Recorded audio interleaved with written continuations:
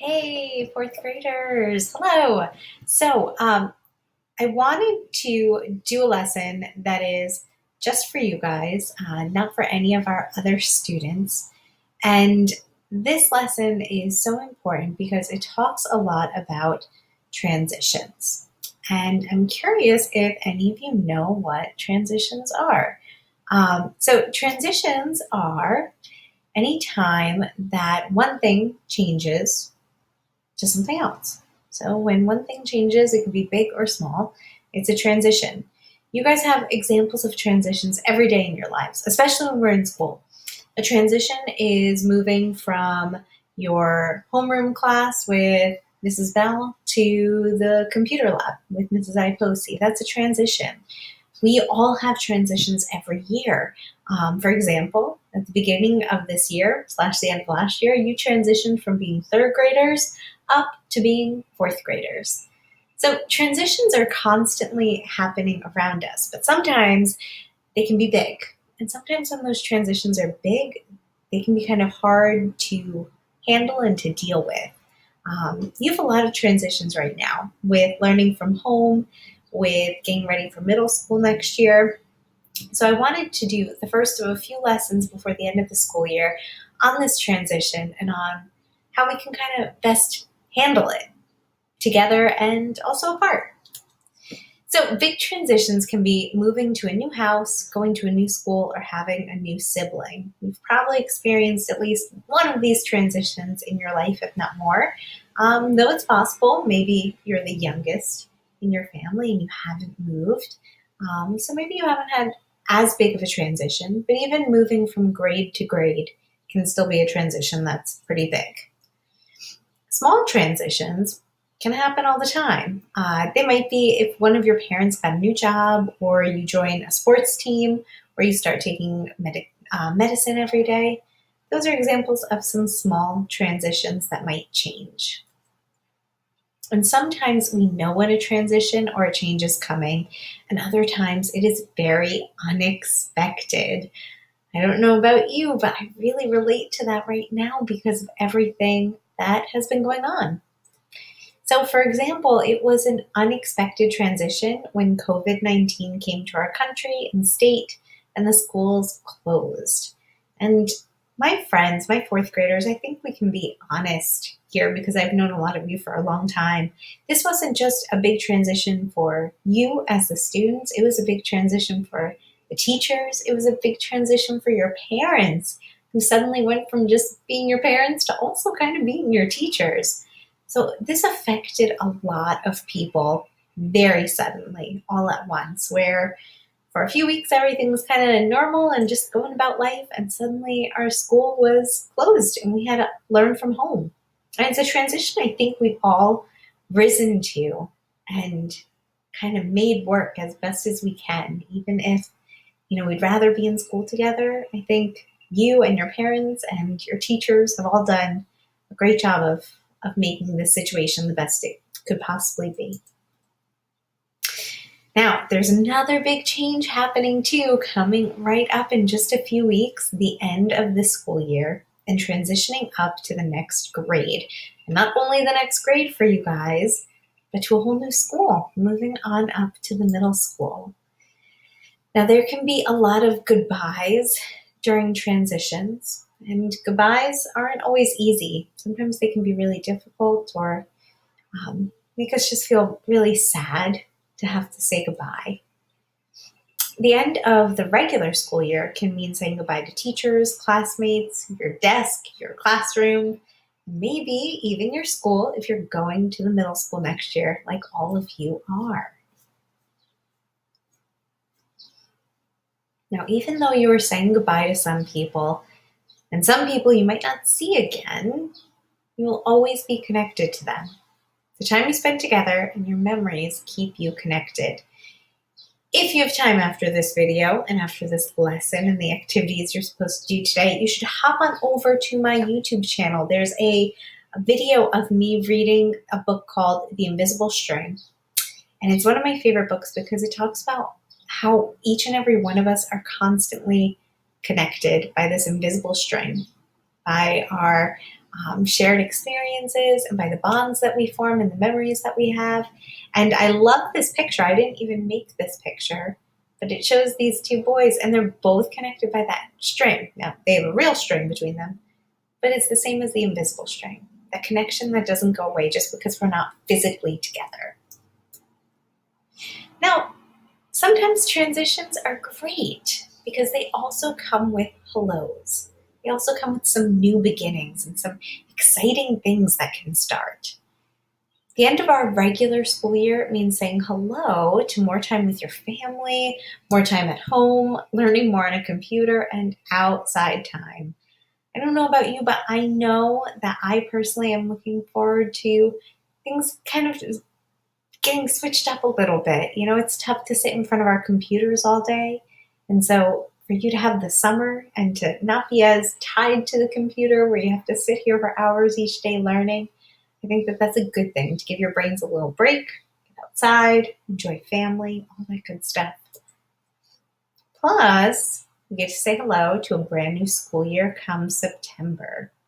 Not just a brand new school year, but a brand new school, a new building, new teachers. It is such an exciting time, truly, my friends. There are many different feelings that come with transitions. Some of those feelings are comfortable, and some can be not so comfortable. Sometimes we feel excited about a new transition or hopeful. Sometimes we feel really worried or scared or afraid. You might be happy to spend more time with your family, excited to skip tests for the summer and be hopeful about next school year. Or you might be sad for missing your friends, disappointed about fun activities that got canceled, angry that this had to happen, or worried about trying to learn on a computer or tablet. Sometimes we might feel both too. Sometimes you might be excited that we're learning from home and you can stay in your pajamas all day. And sometimes you might be angry that you missed out on things like field day as an example here. I know we're having field day still, like a virtual field day, but you know, some of those activities that we love to do together at school, especially towards the end of the year. So it's a mix of feelings sometimes. Sometimes we don't just feel one way about something. We don't just necessarily feel excited or happy or hopeful. Some days we might feel that, and other days we might be really angry or upset or disappointed. That's normal. It's totally normal. Guess what? The adults around you might all be a little more stressed too. This is also a big transition for them. Like I said earlier, mom, dad, grandma, grandpa, whoever you're living with, even your big brothers and sisters, some of them have had to take on this role as a teacher in your life, something that they've never had to do for you before because you typically just go to school and learn. And now they're trying to balance their own job and being a parent and trying to teach you. So a lot of people are feeling more stressed than normal these days. Now, if you keep your feelings inside, you'll start to feel worse and worse. They build up and get heavier and eventually explode. Not really explode. You're not like this volcano. But what I mean by explode is they come out at times that we don't want them to. Maybe we throw a tantrum. Maybe we get really angry at mom or dad or something that doesn't matter that normally we wouldn't be angry about. That's our feelings about all of this other stuff kind of bursting out at the seams because we've held it in for so long. So we need to kind of practice ways that we can let those emotions out safely and appropriately without them exploding and us doing something that we regret, like being mean or physically hurting someone or doing something like that. It's much better for you to get your feelings out somehow by writing about them, drawing them, talking to someone, creating something about them, however you want. I've had this conversation with a lot of third and fourth graders in recent months, in recent weeks, about how important it is to do something right now that's creative, whether it's drawing, writing, singing, dancing, building. I'm trying to think what else. There's so many things. Because the more you're able to be creative and expressive, the more you're able to get those emotions out. And believe it or not, it really helps. Maybe if you don't want to be creative, you also have the option here of talking to someone, whether it's mom, dad, your teacher, your friends, your school counselor, whoever it might be.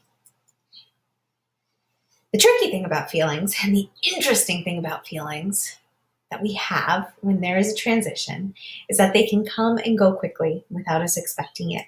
We might be feeling totally okay, and then boom, a wave of unhappiness crashes down around us. It's all normal. It's kind of like when we have a beautiful day. It's gorgeous out today. And when we have a beautiful day and suddenly out of nowhere, it starts to rain, even when it's still sunny out. You ever see one of those days? It's the same thing with our feelings. We can be walking around having a really good day and feeling happy, and suddenly, during a time like this, maybe we suddenly feel sad or upset or confused or angry, and we don't know why. We might even feel upset about those feelings kind of sneaking up on us, which might make us even more angry.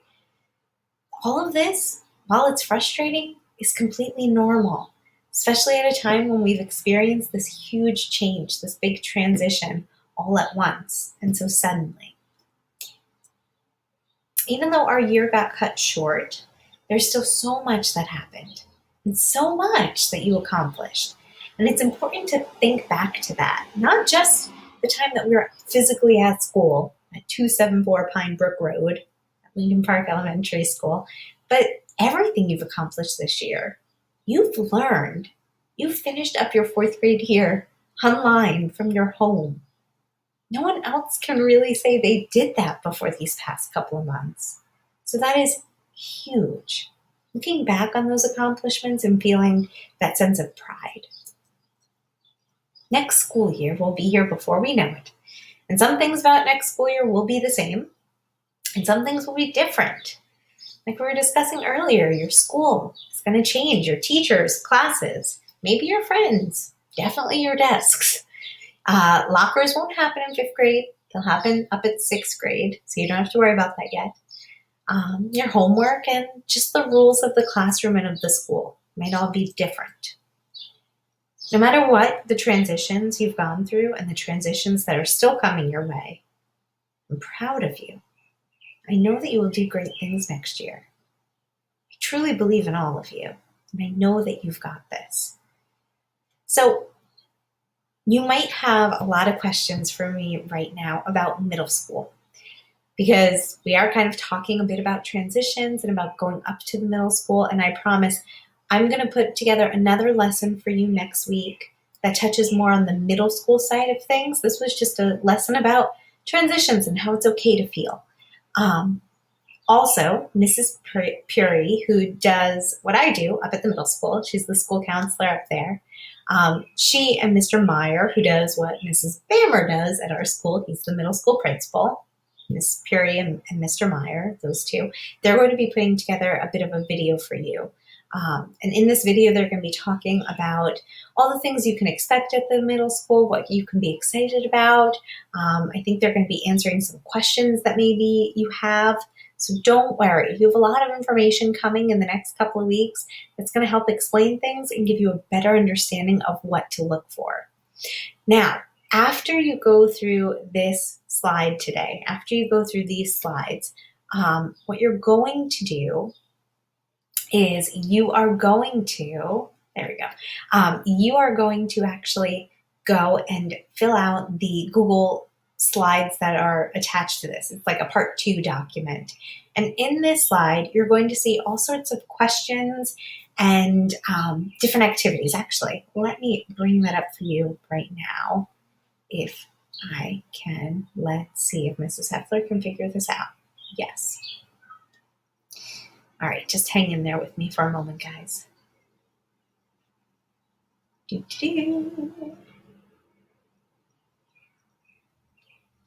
All right, so you are going to go to, let me see if I have the right one here. Oops. Hold on.